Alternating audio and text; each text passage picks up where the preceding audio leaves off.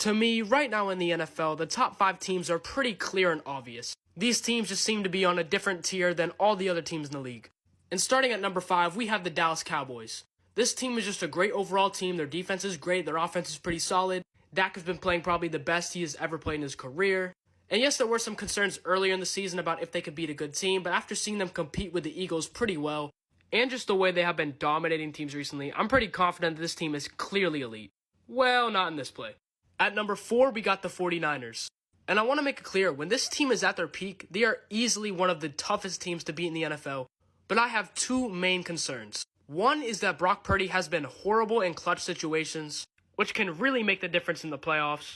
But also, we've seen what happens when this team loses some of their star players, and all it takes is one Christian McCaffrey injury or one Debo injury, and this team really isn't as great. And I know you could say that about a lot of teams in the NFL, but specifically the 49ers, we have seen them really struggle, specifically on that 3-game losing streak.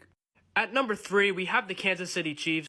Even though this team really isn't that good overall, as long as they have Patrick Mahomes and Travis Kelce, they're going to be good, and that's all I really need to say about them. And at number 1 and number 2, we have the Baltimore Ravens and the Philadelphia Eagles.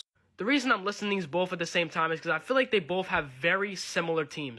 Overall, complete teams. They both have a great defense. They both have something they're great at on the offensive side. For the Ravens, it's their run game. For the Eagles, it's their run-pass option.